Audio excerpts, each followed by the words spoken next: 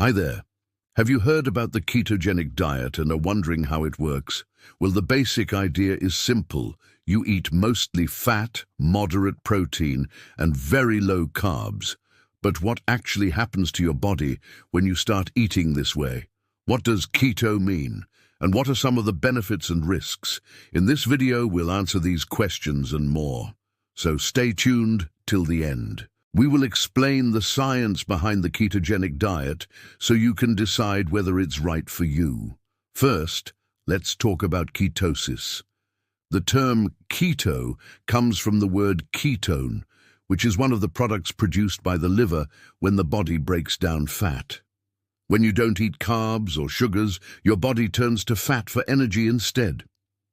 This process produces molecules called ketones. Ketones are produced in the liver and are used by the brain and other organs as an alternative fuel source to glucose, which comes from carbohydrates.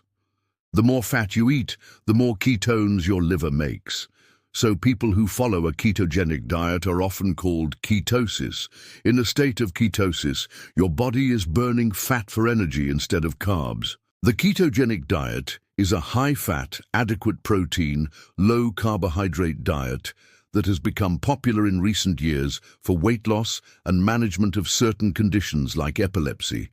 It consists of 3 macronutrient ratios: 70 to 80% of calories from fat, 20 to 25% of calories from protein, and only 5 to 10% of calories from carbs. When you eat a meal, your body digests the food and absorbs the nutrients into the bloodstream. This includes carbohydrates, which are broken down into simple sugars like glucose. Normally, this glucose is used as the primary energy source for the body, especially the brain. However, on a ketogenic diet, carbohydrate intake is severely restricted, usually to less than 30 grams per day. This means that the body doesn't have much glucose to use for energy. As a result, the body turns to an alternative fuel source, ketones. When the body breaks down fat for energy, it produces molecules called ketones that can be used by the brain and other organs. This process is called ketosis, and it's what happens when you haven't eaten in several days and your body has used up its glycogen stores. Now, normally, when you eat carbs, your body converts them into glucose, which is then used by your cells for energy. However, when you eat very few carbs, your body starts to produce ketones instead. Here's how it works. Your liver breaks down fat into molecules called fatty acids and glycerol. The fatty acids are then converted into ketones, which can be used by your brain and other organs for energy. This allows your body to tap into the energy stored in fat instead of relying on glucose from carbs. One of the main benefits of the ketogenic diet is that it helps you burn fat for energy rather than carbs. This means that you may lose weight more quickly than on a traditional diet. Additionally, the ketones produced during ketosis can help reduce inflammation in the body, improve insulin sensitivity, and lower blood sugar levels. This can make it an effective diet for people with type 2 diabetes or those looking to improve their metabolic health. However, it's important to note that ketosis isn't the same thing as ketoacidosis. Ketoacidosis is a serious condition that occurs when there's too much acid in the blood. It can happen if someone follows a ketogenic diet too closely, or if they have a medical condition that affects their ability to regulate ketones. Symptoms of ketoacidosis include nausea, vomiting, abdominal pain, rapid breathing, and confusion.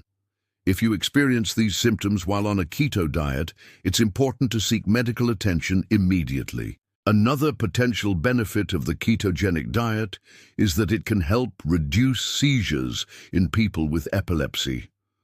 This was first discovered in the 1920s when doctors noticed that patients who went on a low-carb diet had fewer seizures. Research has since shown that a ketogenic diet can be just as effective as medication at reducing seizures in some cases. However, it's important to work with a healthcare provider when trying this diet for medical reasons, as they can help you avoid potential nutrient deficiencies and other complications. Following a ketogenic diet can also help people with certain neurodegenerative disorders, including Alzheimer's disease and Parkinson's disease. Studies have shown that the diet can help improve cognitive function and slow the progression of these disorders. Now that we know how it works, let's look at the potential risks of the ketogenic diet. One of the potential drawbacks of the ketogenic diet is that it can be difficult to follow. The diet requires you to drastically reduce your carbohydrate intake, which can be challenging for some people. Additionally, the diet can cause some unpleasant side effects, especially when first starting out. These side effects are commonly referred to as the keto flu and may include fatigue, headache, nausea, constipation, and diarrhea. These symptoms typically subside after a few days or weeks, but they can be a deterrent for some people following the diet. Another potential risk of the ketogenic diet is that it can lead to nutrient deficiencies. The diet restricts certain foods, such as fruits and some vegetables, which are rich in essential vitamins and minerals. This can lead to deficiencies in nutrients like vitamin C, potassium, and magnesium. It's important to take steps to prevent these deficiencies, such as taking supplements or eating foods that are high in these nutrients. A ketogenic diet can also increase the risk of kidney stones. The diet's high-fat content and low-carbohydrate content can contribute to the formation of kidney stones. People who are already at risk of kidney stones should be particularly careful when following a ketogenic diet. Drinking plenty of water and getting enough calcium in the diet can help prevent kidney stone formation.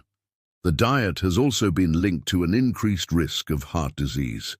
Some studies have shown that the diet's high saturated fat content can raise levels of bad cholesterol, which increases the risk of heart disease. It's important to choose healthy fats and limit saturated fats when following a ketogenic diet.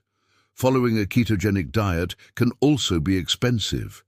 The diet requires you to buy specialty foods and supplements, which can add up over time. Additionally, eating out can be challenging and costly when following a ketogenic diet. Lastly, long-term adherence to a ketogenic diet can be difficult. The diet's restrictive nature and the potential side effects can make it challenging to stick to over time. Many people who try a ketogenic diet eventually return to their previous eating habits. So, what do you think? Is the ketogenic diet right for you? Let us know in the comments below. We hope you found this video informative and helpful. If you're interested in learning more about nutrition and health, please subscribe to our channel and leave a comment with any questions or concerns you may have. We'll be happy to provide more information and guidance. Until next time, stay healthy and informed.